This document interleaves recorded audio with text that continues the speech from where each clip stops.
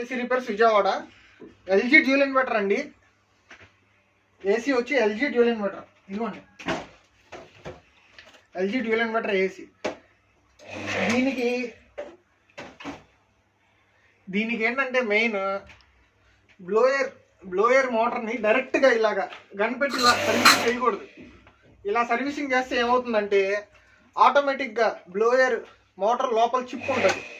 DC motor అది లోపల chip ఉంటుంది. మీరు ఇలా డైరెక్ట్గా ఫోర్స్ పెట్టేసరికి ఆటోమేటిక్గా బ్లోయర్ స్పీడ్ ఎక్కువ తిరిగి మోటార్ అనేది కాలిపోవడం జరిగిద్ది. దీనికి ఎలా చేయాలి అంటే ఇలా పట్టుకొని బ్లోయర్ని ఇలా పట్టుకొని స్లోగా రొటేట్ చేస్తూ చేయాలి. సర్వీసింగ్ అది స్లోగా రొటేట్ చేస్తూ చేస్తే మీకు ప్రాబ్లం ఉండదు, మోటార్కి కూడా ఇష్యూ ఉండదు. అది చాలామంది తెలియక ఏంటంటే ఇలా పట్టుకొని సర్వీసింగ్ ఇలా డైరెక్ట్ గన్ ప్రెజర్ పెట్టేస్తారు. ప్రెజర్ పెట్టేసరికి ఏమవుతుంది, బ్లోయర్ మీద ప్రెజర్ పడి ఆటోమేటిక్గా మోటార్ అనేది కాలిపోవడం జరుగుతుంది. Okay, bye friends.